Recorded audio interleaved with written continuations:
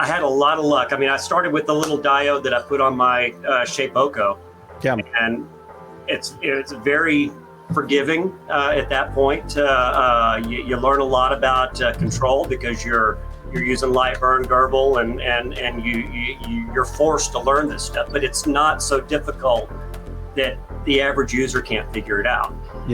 And you've got a lot of opportunity. There's a tremendous amount of diodes on the market right now that you can buy. You can 3D print your own mount, those kind of things. But light burn is just so easy to use and so user friendly on the front end that it made a lot of sense for me.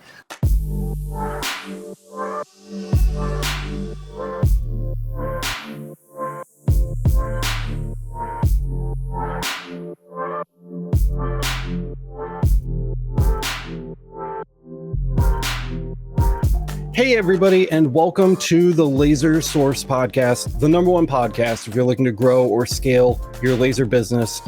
We liked the episode so much last week where we brought people on to call in and share their opinions. So we're making it a thing. It's called Laser Source Zapped, and this is the first official episode of it. Hope you learned something today. I'd love to have you guys on to share your opinions. And with that said, I think that's all I've got. So let's get into the show. Mr. Manny. Looking into a 50-watt Raycus, do I even need a JPT? I think I know the answer. Yeah, I mean, JPTs are cool, man. They give you that bigger frequency range, which is what you get from the JPT. So if surface marking rather than ablating is something that you're looking forward to being able to do, you're going to have a much easier time doing that with something like a JPT source over something like a Raycus, which is better suited for ablating and removing material. I was thinking about this earlier. I was actually looking at the clips. I was making the clips earlier, and you brought up a point about the whole the JPT versus the Raycus. Were you talking about the distance and the frequency range or something like that, right? It's the frequency range, yeah. So the higher the frequency, the lower the pulse power of each pulse because you're pulsing more often. So by doing that, you're lowering the chance that you're actually going to be ablating the material. And that is how we heat the surface of the metal for things like, basic color marking on the LP series JPT sources, or like the Z mark or black marking or things like that.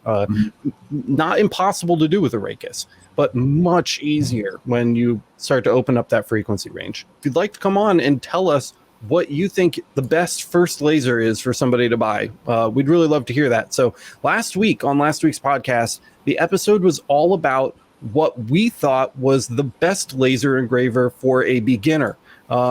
And we'd really like to follow that up with some community input. We'd really like to hear from you guys on that. So, if you want to talk about that, if you want to talk about what your first laser was, what you wish you might have done, or if you love the decisions you made and you wouldn't change anything, we'd love to bring you on so that we could talk about it. Yeah, I was actually looking at doing some research and saying, okay, just Googled what's the best starter laser engraver, right? And it brought up like the Pecker, and stuff like that. And of course, all the best marketing. You get the best SEO with the damn right.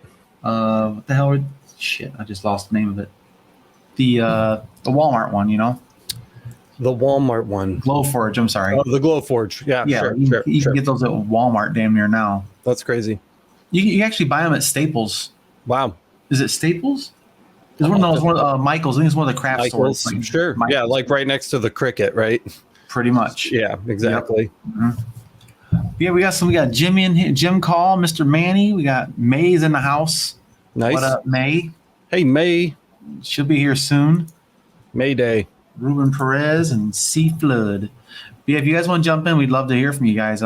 Sign that form. Jump in here with us.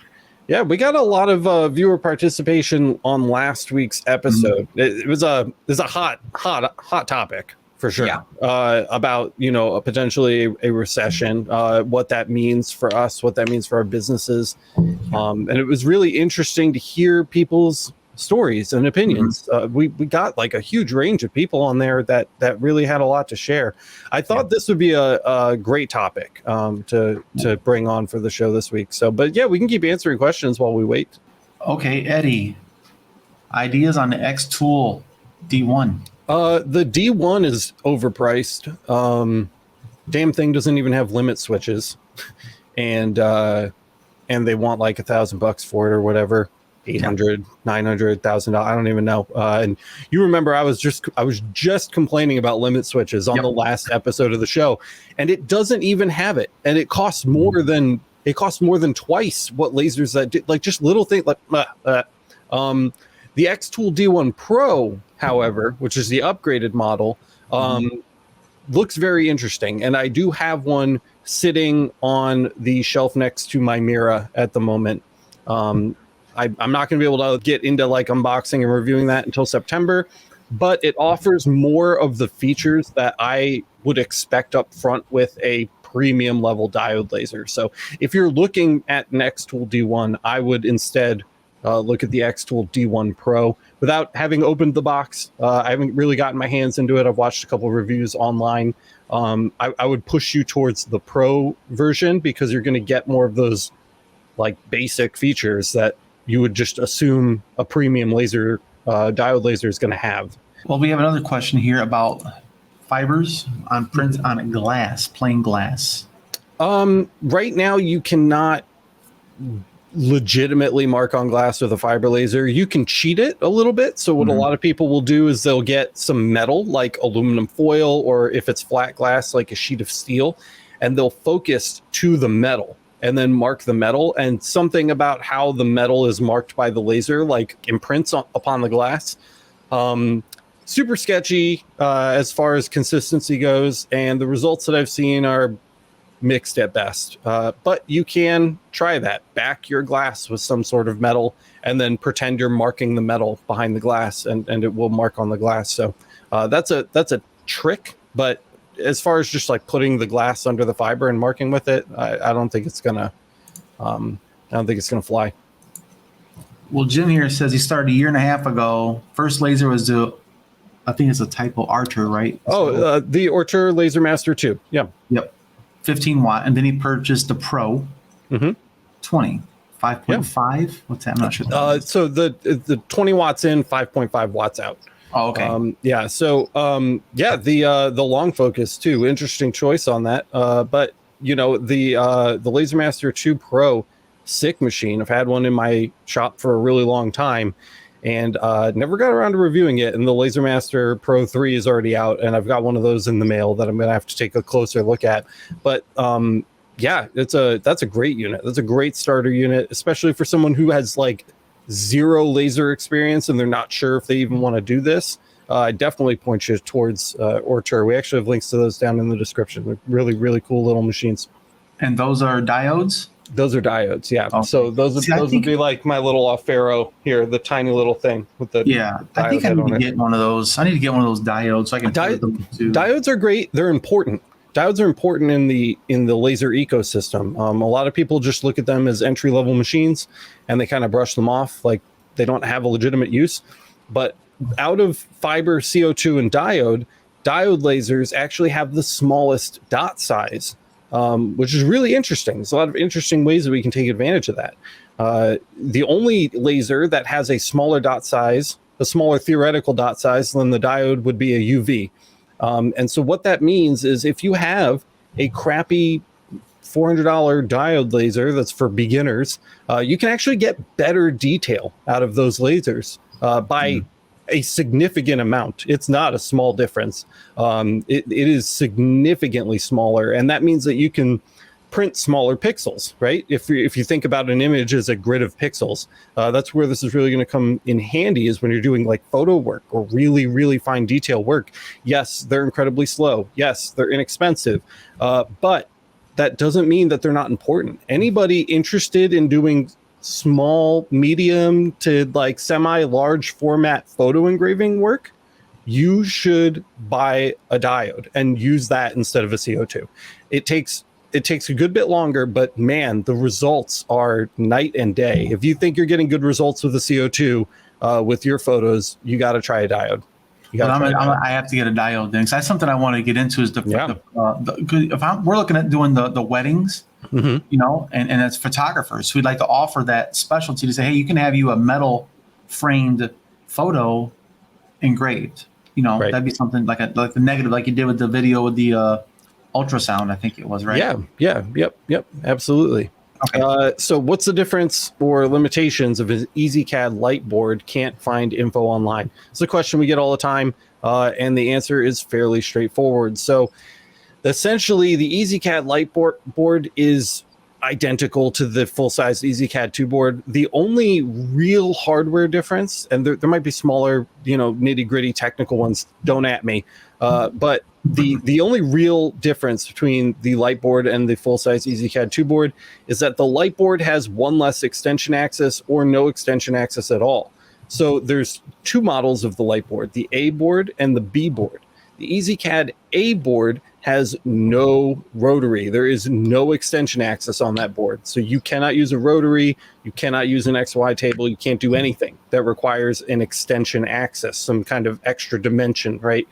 The B board has one extension axis. So if you get the EasyCAD Lite B board, you get one extension axis. That means you're using rotary. You could theoretically use it for a Z axis, I suppose, but you're not doing it, again, any XY tables. If you want something like an XY table or something that requires two rotary axes or more at once, or not even at more, just two. If you need something that requires two, then you need the full-size EasyCAD 2 board. The full-size EasyCAD 2 board gives you two extension axes. If you somehow need more than two extension axes at once, then you need to look at EasyCAD 3 boards, which support up to 4. So that's the main difference between them. There are a couple smaller EasyCAD software differences, but they are irrelevant if you're using Lightburn, because Lightburn sidesteps those limitations. So, Dan, that's a question. When it comes to fiber lasers, what's the difference between the BSL and JCZ?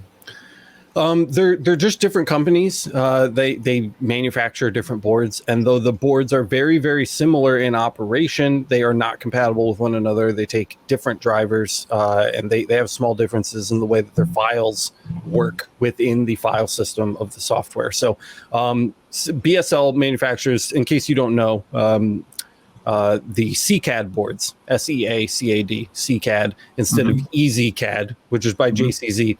They're virtually identical, but they are not compatible with one another. The JCZ boards are far more prominent in the space and in the communities, at least the ones that I'm part of. So if you want more support from your peers, I would recommend going with a JCZ board-based machine, because there's going to be more people around you that have the same board and are able to help you. But for all intents and purposes, they're effectively the same. Ben says, this is why Lightburn needs to support scripting. Then you could control the XY table via another controller. Yeah, that would be awesome. That'd be really cool. At Jason. Yeah. Let's see, Smokery. Are there events where most lasers, in my case, a diode, are on sale? Something else than Black Friday? Yeah. I mean, just watch Ortur's website, specifically Ortur Atom Stack. Their lasers go on sale like clockwork every couple of months. They're not like, you're not getting half off, but you can save 50, 60, 70 bucks for sure. We got Bow Designs. Oh, it's open host. That's awesome. Cool. There we go. Hey, what's up? What's going on? I started out in the 3D printing world, so I got to tell you, if I had to do it all over again, I probably would have started out with a laser instead. Oh, really? Yeah, absolutely. I spent probably 2.5 years trying to figure out, just 3D printing and modeling. Not that wasn't good experience, but it definitely gave me more confidence to tinker around and model and make products. But if I had to do it all over again, I probably would have started with a low grade laser. I don't know if awesome. I would have. That makes me feel a lot less bad about the Mingda that's been sitting on the desk at the shop for like 2 year,s and it's like an inch thick layer of dust on it. So now I feel slightly less guilty. So thanks for that. Yeah. I bought a K40. I mean, obviously, like I said, we were trying to make a business, Bow Designs, to try and make models and sell stuff, because it's a niche market for 3D printing around here. And, I spent a couple of years doing that. And then I said to the wife, I said, it's time to go and drop some cash and see if we can do something with a laser. So a buddy of mine at work, we bought both K40s at the same time, and I took mine a little bit further. I mean, we dropped about, I think, $1,000 all said and done, and this year we cleared almost 30K just with the laser. So on a K40, have you? K40. So here's the thing. So a lot of people, when they're getting into laser, they look at the K40 as a legitimate option, and typically I try to turn people away from K40s because, in my opinion, they do require a little bit of elbow grease to kind of get them to where they're going to make you 30K, right? Was that your experience? Have you modded that machine to hell, or have you barely needed to touch it? What was that like for you? Well, coming from a 3D printer world, I mean, I started with an ANET, which is, again, $200 printer, and it needed a ton of mods. So I learned how to mod through that. Right. So I felt more confident when I bought the K40 that if there was some type of tweaking, electrical problems, limit switch issues, things aren't square, gantry's not working, I felt fairly confident that I could do the upgrades myself. But luckily, I bought them on eBay, and they came from somewhere on the West Coast in the States, and the tubes were intact, the equipment was intact, the gantry was square. Within an hour, I had everything plumbed and turned on, and I was burning, through plywood, or I think it was a piece of 2x4 at that time, right? You know what, man? It's nice to hear a positive story about a K40. I'll take it. Yeah, I had two of them actually, and they were both ready to go out of the box. And like I said, I wasn't ready to drop, $5,000 on a glow forge, and because I didn't know if it was a viable business for us in our area. Yeah. I didn't even know, I had homemade built CNC, so I knew, 2D vectoring and paths and G codes and stuff. So I wasn't new to the game in that case, but the laser was just like, it was simple. You drop a file in and now you're cutting stuff. You just needed to learn your parameters, just like you do with the fibers and all that other stuff. Jack in the shop is feeling you here. He says, I started with an Ender 3D printer. I printed my first CNC router. Then I got a K40. So you guys are like kindred spirits on that. That's I've been wanting to bring a K40 on for a long time, I feel like we should have one, because there's just so many of them out there. And I just don't have the time. So maybe next year, might be a next year project. I'd love to tinker with one on the channel a little bit, but we're so busy with other stuff right now. I've been able to get to it. Thank you so much for coming on. It's awesome to have you. We've got Kelly and Michael waiting in the studio here, so we're going to keep it rolling. But hopefully you come on for next week's call-in episode too. I don't even know what the topic's going to be yet, but I hope we see you then. You guys awesome. On Tuesday. Thanks, guys. Have a good one. See you, Ben. All right, later. Okay, we got Kelly in the house. Hey, guys. Kelly, what's up, man? Not too much. How about you guys? Just recording a podcast, no big deal. No big deal. Just hanging out. Yeah, I hear you. So what do you think the best first laser is for beginners? I'm going to jump ahead, and I had a lot of luck. I mean, I started with the little diode that I put on my Shape Oko. Yeah. And it's very forgiving at that point. You learn a lot about control because you're using light burn Gerbil, and you're forced to learn this stuff, but it's not so difficult that the average user can't figure it out. Yeah. And you've got a lot of opportunity. There's a tremendous amount of diodes on the market right now that you can buy. You can 3D print your own mount, those kind of things. But light burn is just so easy to use and so user friendly on the front end that it made a lot of sense for me. I graduated within a few months. I needed more power, and I went right to OM Tech. They seemed to be the soup du jour at the time, and I'm glad I did. They're a few $1,000, but as I mentioned last night or whenever we were on last time, it's you get what you pay for. You're getting a couple $1,000 laser, but the capabilities are phenomenal. Going from a little diode to an 80-watt laser with a motorized deck, and you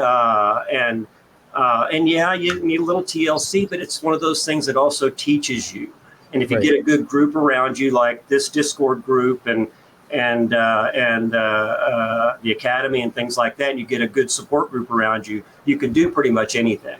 and you're really kind of putting one or two toes in the water before you put a whole foot or both feet and jump up to something. If you bought an American rebuilt or an American made laser, you're spending a fortune, and it's a big risk as a new business owner. Kelly and I are looking at you, boys. That's me, man.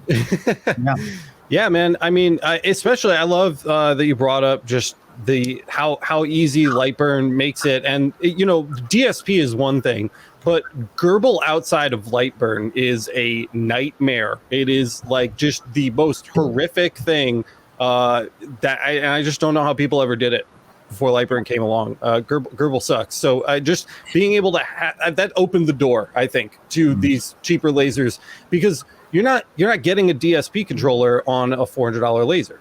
Right. You're just not. So that really, I think Lightburn coming into the space and making Gerbil easy for the end user is what really democratized diode lasers for everybody on that. So, that's, definitely 100%. I mean, I'm not an engineer. I'm a tinkerer kind of guy, and I was able to push my way through it on the diode side and the control side. And if I could do it, I think anybody could do it. You just have to have confidence in yourself and know that it's not rocket science. It's been done before. There are going to be people out there that can help you. This group is so incredibly helpful, and nobody's judged for asking questions. And once you get that confidence that you're not going to be judged, you can ask anything and you'll get 10 responses back. That's something special. It enabled me to hit the gas and grow a business, a side hustle. And now my wife is running the business, and I'm still doing what I'm doing. So we're blessed that we have a little bit of income to help make it happen. But man, and then due to this group, I went to Mactron and bought a bunch of lasers, took a big risk. I'm not looking back, man. And it has happened really fast. But Laser Everything has given me the confidence to do that. That's awesome, dude. I'm so glad to hear that.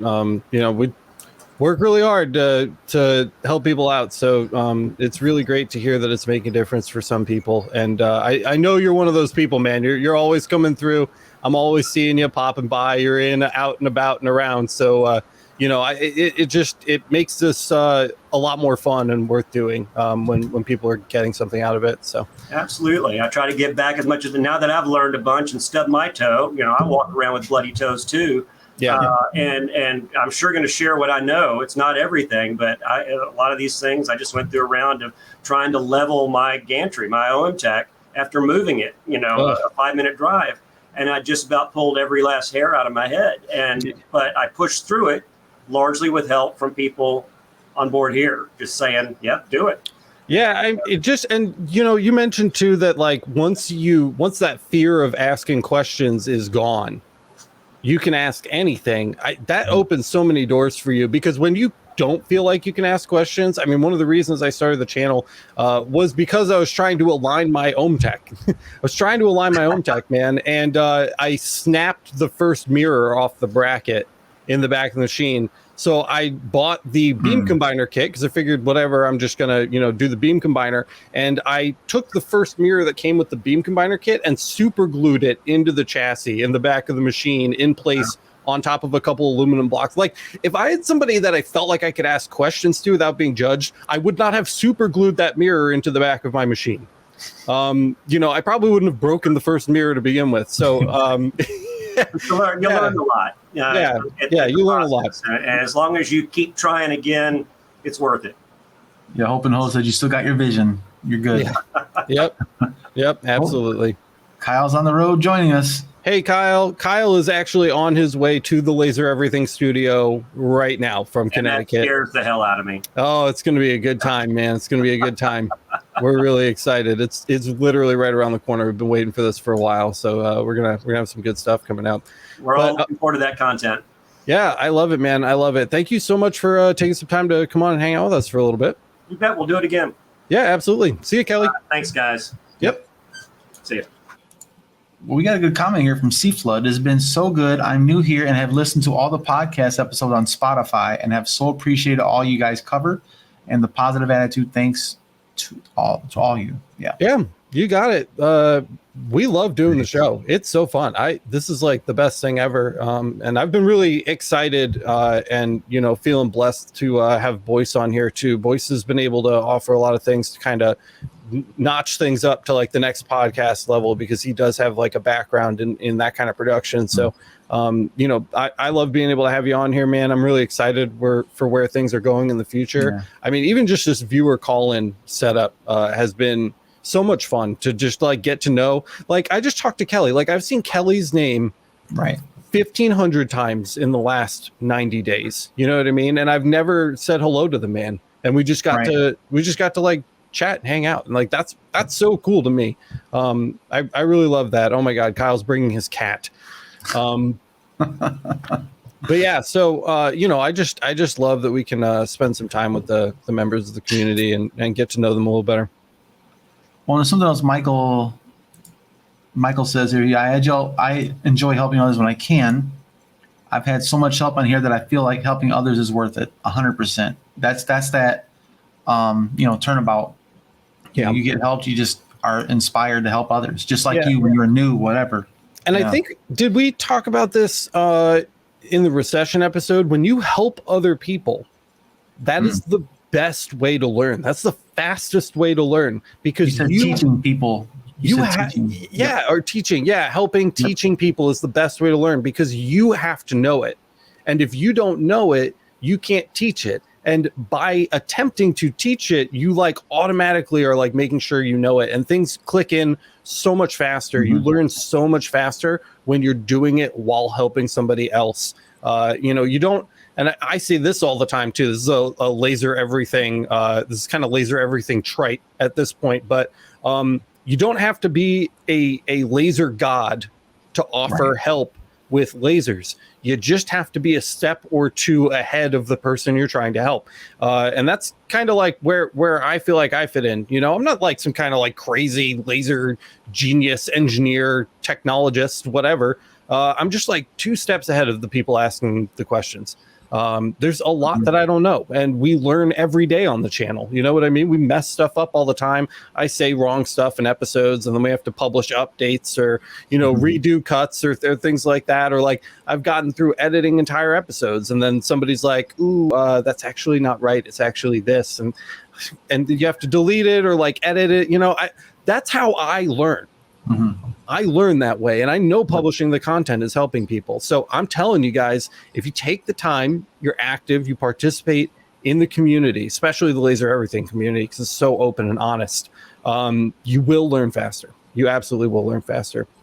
Well, and you learn from making mistakes too. So don't be afraid to make mistakes. And, you know, that's what it comes down to. Now, unfortunately, in some of this stuff we work with, it can cost you a little bit of money to make mistakes on materials. But there's also like, I'm literally going to go to a scrapyard and buy a bunch of pieces of iron and sheet metal that's just sitting there for a few bucks, bring it home and start practicing my settings for like annealing or whatever. You can make mistakes with lasers, guys. Just don't make mistakes on your taxes, and don't blind yourselves. Yeah, like this, guys. I take knives out of my right out of the kitchen, dude. Right out of the kitchen. Just start burning. Practice. Guys, we would love to hear what you think is the best laser engraving machine for beginners. If you have opinions on this, you can click the link down in the bottom of the video description to join us on the call. We'd love to chat with you. Just got to sign the release. It's right there next to the link to the video call. It takes 2 seconds. We'd love to have you on. So if you're interested in chatting, please do join us. Or hell, if you're on your cell phone, show us your laser. You just walk over, you know? True. Just be like, hey, check it out. Like James here just got a brand new K40 out of the box. Added air assist, good to go. Nice. That's sick. Now I kind of want one. Yeah. He says I have a learning knife block too. Yeah, man. Yeah. Well, that's the thing. Like I said, I'm coming from this from a different perspective where I'm outside looking in. Now I'm inside looking out, kind of. Yeah. Where I'm picking up so much so quickly that, like the lingo, the name of the products, and you know, because I've edited a lot of clips and listened to these podcasts several times, I'm actually picking up more than an average viewer would. Well, I think that's the thing, right? Is you stepped into that teaching role, and then things just start to click into place because it's like it's out of necessity. You know, like you need to know it. You just need to know it, and so things just start. The light bulbs just start coming on, and that's the fun part of it, man. But yeah, so many good suggestions today too. I'm glad that we got to talk a little bit with some of the guests about diode lasers because we didn't really get to talk about them last episode. We kind of glossed over them a little bit in like a general sense, but I also think last week's episode was really geared towards people that want to do this in a professional capacity. I don't want to scare people away from being a part of the Laser Everything community that are hobbyists by any means. There's no problem with being a hobbyist, and you can have a very expensive hobby or you can have a very inexpensive hobby. We don't care. But you know, if you're out there and you don't know if you want to be a laser engraver or not, pick up an AL1 from Ortur. They're $200. You know, or if you want to go hard and if you're a tinkerer, pick up a K40. I mean, like, what's the worst thing that can have? You're out $400. You know, I've wasted more than that on like drones and shit. You know, irresponsible purchasing, decision making. You know, when I was in my 20s, I just like, DJI has a new drone. DJI has a new drone. Well, it's cheaper than a new iPhone. Yeah, it's totally cheaper than a new iPhone. You know, yeah, and the iPhone, no problem. The iPhone isn't going to print money for you. I mean, it could if you're into the right things, but well, that's something I was going to say too. Because the last episode, you kind of just named off all these name brand ones and kind of what the price ranges were. Yeah, I mean, you don't have, like you said, being a hobbyist. There's no, like, you can be the cool uncle or aunt that makes the really cool gifts for different reasons, like graduations, weddings. You just be the person that makes really cool shit, and that might become something. But you don't have to go into it thinking I'm going to do this just to make a profit. Yeah, you can do it to save money instead of paying someone else to customize a tumbler or to customize something, make a sign for a kid's bedroom, whatever it might be. Right? You can be that cool aunt or uncle or best friend or whatever it is, a coworker. You know, that you could buy a $200 laser and make $200 worth of stuff you would have bought in about a year with a couple of seasons, literally just a couple of holidays. You're kind of breaking even if you think about it that way too. Yeah. And I mean, that's the other thing about the laser industry right now too, that I think is scary for a lot of the people that do take this in a professional light, is that these lasers are the democratization of the tech is happening so rapidly at this point. Laser printers for like an office are 3 times what the small diode lasers cost now. You know, I used to say that the fiber laser was becoming so popular. I could see in 5 years from now, maybe a decade from now, it's just like another tool that you have in your shop next to your drill press, you know, and it's just, they're not quite there yet. The barrier to entry is still a little high on like the fiber UV kind of specialized end of things, but we're seeing it with the CO2 stuff. We're seeing it with the diodes, and it's only going to get, the barrier to entry is only going to get lower as time goes on. It's not going to go back up. So, definitely a good time to try a new hobby. And no, I don't think that the laser shops are going to go out of business, because people still need to be Instagram models and Tesla technicians and, McDonald's employees and, whatever. I mean, like there's, other people just want to do like other jobs. Not everybody's going to want to do this. So even if a good example, I have pots and pans and knives in my kitchen, and I have not cooked in 5 years. I still go to restaurants. So, you know what I mean? So, shout out to Miranda. Yeah. Shit, dude. If it weren't for her, I'd be like MacD's, 8 times a day. But, that's what I'm saying. There's always going to be business out there. Just always. So I'm not worried about the industry disappearing, but it is interesting to see things kind of that barrier to entry lowering. I think that what's going to happen is just kind of like other businesses where you have to niche down even more specialized to become the best. Like you said before, you have to perfect something. Yeah. Say, I can do it better than anybody else. It's like sneakers and jeans, like they all do the same thing. Yep. But some feel better, some look better, some have better marketing. Just like anything else, where you have to get more niche, Yeah. to create your own little, I guess, say the piece of the pie in the local market or whatever it might be. You know, I'm having problems. He's finding Jay's on Lee. Okay, so he's saying he's in Canada. He or she. The Two Trees, interesting. You know, Two Trees reached out to me and asked me to do a review, and I already had like 5 diodes sitting in the shop between me and Kyle that needed reviews, so I actually turned them down. So I haven't looked on Amazon to see what their availability is in the US, but I'm sure somebody could look. We could pull that. I could pull it up really quick here. Amazon. What was that model number? Oh, here, I'll bring it back up. TTS 55. So the TTS 55 laser is in stock in the US for $279.99 with free Prime delivery by Monday, August 8th. So I don't know. That's very strange. I'm glad that you mentioned that you were in Canada, because that I'm sure has a bearing on its ability. Well, Stefan has a good question about lenses. Which lens should be a starter, and which brands are trustworthy, or are all of them? I'm assuming, Stephen, that you're referring to fiber lenses. So we can actually pull up the buying guide really quick, because that is something that I'm happy to show off anytime that it's relevant. You gonna share your screen? Yes, sir, I am. Gotcha. So we're going to go to lasereverything.net/buying guide. And if we click lenses right here, you'll see the full suite of lenses. So we've got standard fiber lenses, OPEX. If your machine takes OPEX lenses, they are different. They are not the same thing. If you put a standard lens into an OPEX fitting, it's going to hit the mirror. So you need to make sure you get the right lens. And we have an entire video on the channel about how to tell the difference. So just type in standard F theta versus OPEX lenses and you can find it. They do the same exact thing. They're not better or different. It's just the housing style, how the spacer is worked into it. But we also have links to the gantry CO2, Galvo CO2, and ultraviolet. My 2 big ones right now are Cloud Ray, believe it or not, though I'm still not super keen about their laser selling practices at the moment. They make good lenses. There's no getting around it, and they're super cheap.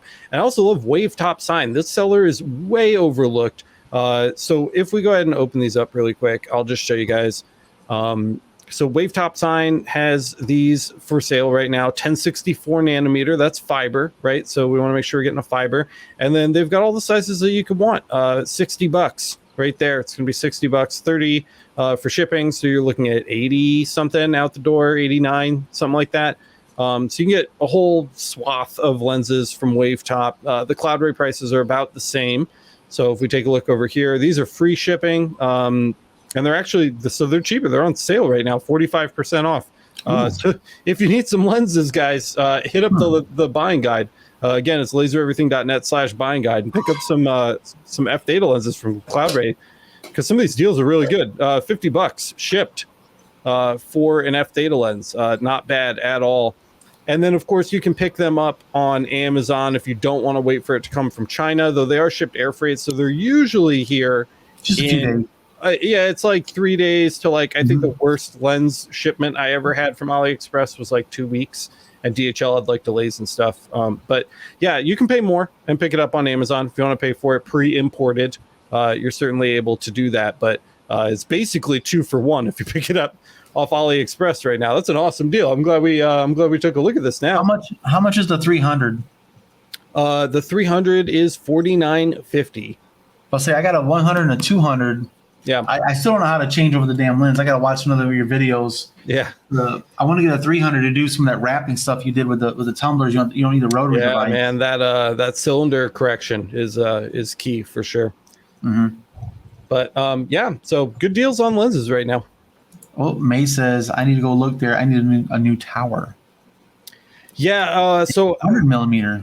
I would actually buy the tower from. Again, the link in the buying guide. Let me just make sure laser, because it's not off Amazon and it's not off AliExpress. It's directly from Cloud Ray, if I remember correctly. They are significantly cheaper. I actually don't think that I have it linked appropriately right now. They're linking to some random stuff. So those links are broken. I'll fix them after the stream. But you want to get them from Cloud Ray, like directly, not through Amazon, not through AliExpress, because they're 3 times as expensive when you buy them from those places. The towers, very specifically the towers. Well, Kelly says here something to discuss: quartz lenses as fiber sources increase in power.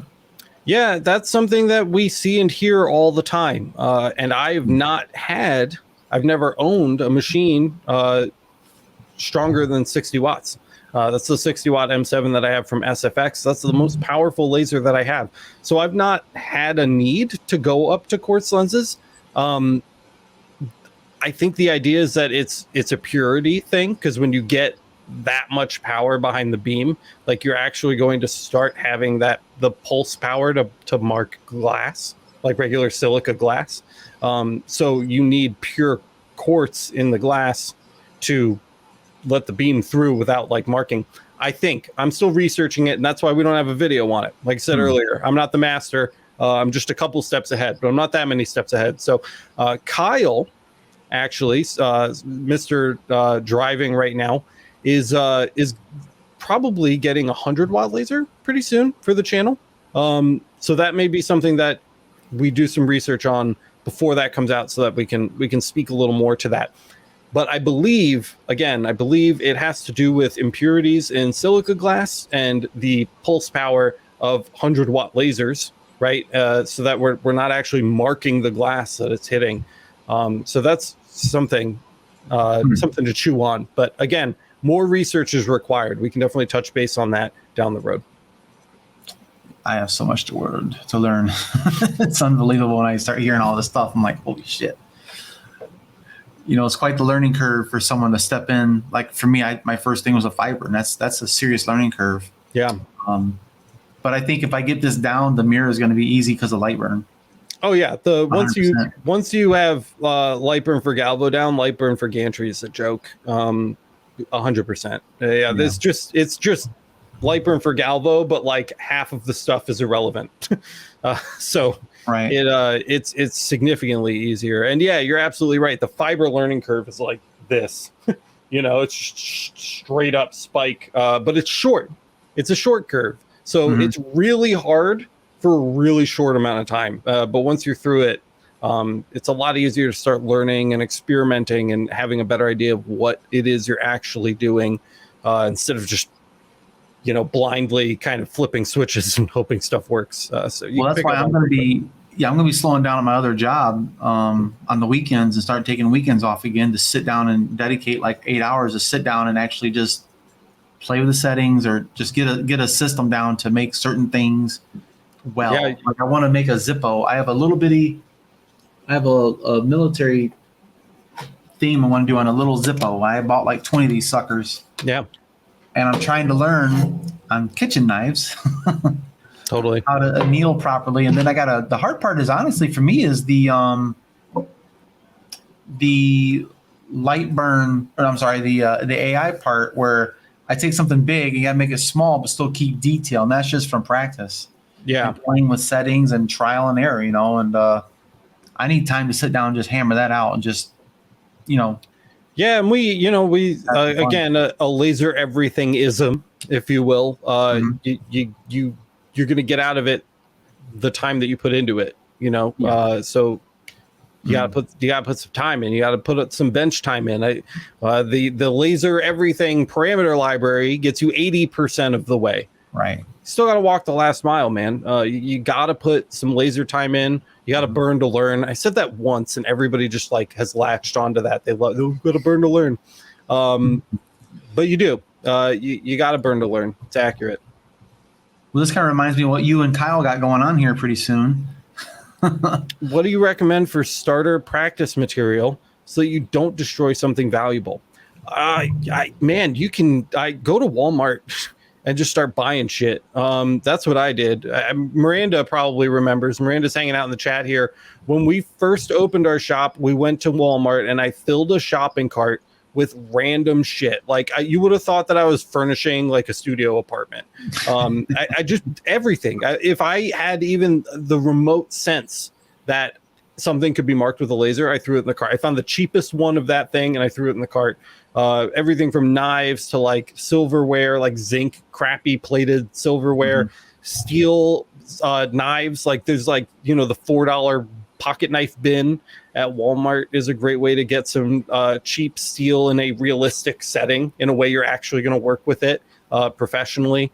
Just plastics, a ton of different kind of plastics. Yeah, we hit the dollar store too. Lots of stuff. So that worked for me. Boyce, you mentioned earlier, like the scrapyard. I mean, you can literally just like wander into a place like that and walk out with a 50-pound box for like $10. Well, honestly, I've been going to these little thrift stores and Goodwill. Yeah, that's a good one Salvation too. Army, all that kind of stuff. I found like it's an old pizza pan. Nice. Flip it over, and there's a lot of space to work with. Boom, dude. Metal, for like $2. Good to go. Take back some beer bottles. You're good to go. Yep, killer. Oh, May has a question. When I upgrade my tower, do I need to get a bigger base plate?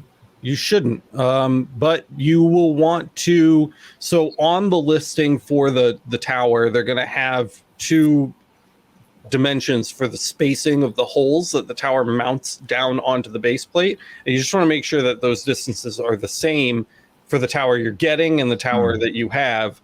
Because if they're not, and the Cloudera ones are good. They're usually those breadboards, that base plate, the breadboards are fairly universal and cross-compatible. It's not typically a problem, but it's good to check before you drop $200 or whatever on a tower. So definitely something you'll want to check out. But otherwise, no, everything else should be totally fine. And Boba Fett, Boba the Fett's, I keep saying that wrong. Tumblers from the thrift store, trial and error. Yep. Lord knows there's actually a couple places on Facebook too. There's Facebook groups where people are getting rid of stuff for cheap. They have surplus and they're like, okay, I'm down to my last 10.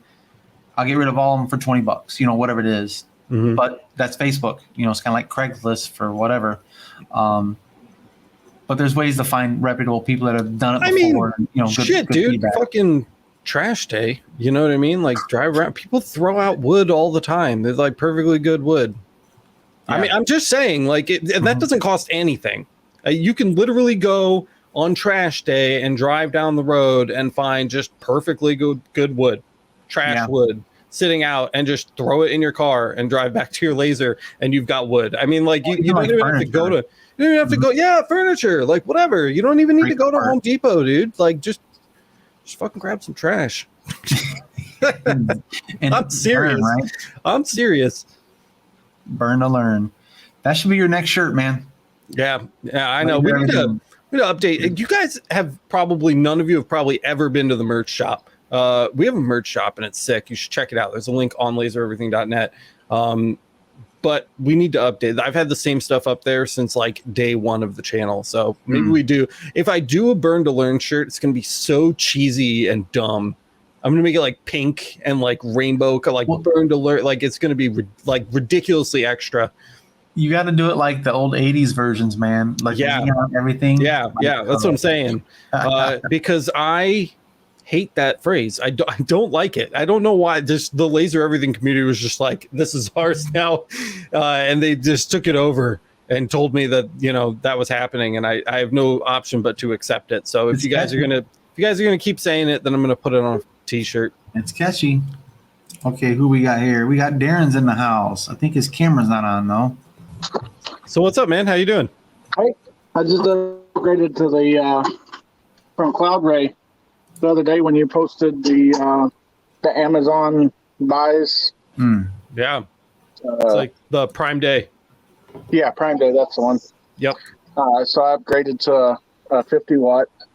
I had the 20 watt. Oh, look at that thing. Here, let's do something. Let's make it easier on him. Thank you. Yeah. Which this gantry folds down and this folds up. It all packs away and you can take it to a show real easy. Awesome. Or, like I go out to the flea market. I got my little enclosed trailer I take out. Nice. And, this is the new 50 watt. It Awesome. came with the the base and everything instead of all in one. Nice. And it's stickered up and ready to go, ready to rock and roll. Yeah, they sent some stickers with it. I figured I'd toss them on there. Cool. So what was your first laser, a fiber? No, it was actually a 40K because I didn't understand when I first got into the lasers that not any laser marks metal, and that's what I was trying to do. But yeah, this 50K is my third laser, my third fiber since getting my first one. I don't know if you heard my answer a while ago, but it was about a year after able to save up some money and get my first one. So I was asking, have you found uses for your K40? Like, do you still use it, or does it just collect dust now that you've got the fibers? It somewhat collects dust. Occasionally I'll make like a puzzle or jewelry box, tumblers for the most part. Right. Mm-hmm. So yeah, cool, man. It's got its purpose. Right. It does. Yep. Every once in a while, you just got to do something that the fiber can't do. It's rare, but it definitely comes up. Those organics are tough on the fiber for anybody who's tried to do them on, wood marking with fiber lasers. It's a campfire, man. It's a hard time for sure. So now I had to replace my first 40K about a year and a half, 2 years after I got it. Yeah. The bulb went in it. Yep. Those tubes, man, they're kind of like generic random tubes that you get with them for sure. So not surprising. I've had an issue with my rotary on this 50. Every time I go to tell it to outline for a mark, it marks, or not marks, but it starts outlining like right on the very edge of the marking field. Are you on Lightburn or are you using EasyCAD? Yeah, Lightburn. You're on Lightburn. That is I think I said, did you post that on the LMA or Discord or something? And it was like shooting way off, like way off over to the side. Yeah, I don't know if I posted it, but that's the problem I'm having. Yeah, I saw somebody else with that issue too, and I think it's a Lightburn bug. I've been meaning to talk to Jason about it. It's bizarre. If you saw this, Boyce, you'd be like, whoa! Like it's not even on the tumbler. Like it's like way out of field. It's like way out of field. Super weird. Yeah, that's something we're looking into. My son's over here trying to. For sure. Heyo. Well, I'm glad that you got to make some time to get in here before we wrapped up, because we're literally just hitting 60 minutes right now, so we're ready to close out. But thanks for coming on, dude, and sharing your experience with us. Thanks for having me. Yeah, of course. We'll see you next time. Yeah, join us next time. And that's an hour, man. Perfect. An hour in, an hour out. We're good to go. No LMA bonus episode today because we're in a Zapped, but we will be back with bonus episodes next week after Tuesday's episode. Topic TBA. It probably won't be quartz lenses, but that will be a topic at some point in the future. I'm jealous of Kyle a little bit. Not that I need another laser or have space for another laser, but I'm also kind of afraid for him. Like it's 100 watts is like that's like a lot of. It's a lot of Iron Man shit right there, ain't it? The 60 watt M7 is like really strong. So the 100 watts is almost twice that, Well, with 100 watt, could he pretty much? Does that mean you have the power to like cut thicker sheets of metal? Dude, with 100 watts, I feel like you could cut the Empire State Building in half. I don't, you know what I mean? Like Jesus. Yeah. But anyway, guys. That's all I've got for this one. Thank you so much for hanging out with us. If you're here live, we appreciate you guys swinging by, spending the time. If you were one of our guests tonight, thank you so much for taking a chance and coming on to hang out and talk with us. It was really, really great to talk to you guys. I love getting to know the members of the community, and this is absolutely the best way to do it. So if you missed your chance, if you just couldn't do it, we will be doing Laser Source Zapped every Thursday. So next Thursday we'll have guests back on and we'll be able to do this again. Links to our Discord and Facebook group, the best place to learn about lasers without being judged. You can ask anything you want, absolutely free. Down in the description, right next to the link to the Laser Master Academy, the #1 place to support everything laser everything. It's the best way to support the channel. It's the best way to support its content creators and the people that work behind the scenes. We actually have like staff now. We have people whose job it is to like put this shit on. And so, you know, you're supporting me, you're supporting them, you're supporting the help that we are able to give to the community and the community itself, so you guys can keep helping each other in these spaces. So thank you so much to all of our Laser Master Academy members who made this episode possible. And oh yeah, if you end up, you know, not you live guys, because you live guys are cool, you're actually here live, but if you're listening to this on Apple Podcasts, and a lot of you are, leave us a review on Apple Podcasts. It only takes a couple seconds. Does Spotify have reviews too? I don't know. But if you're on Spotify, you know, whatever, if they have that, but definitely Apple Podcasts really helps big time with discovery. So, you know, thanks for taking a couple seconds to do that. Smash the like button, do all the other stuff. That's it. I'm done talking. We're out of here. Thanks for hanging out, boys. We'll see you guys in the next one. Burn to learn.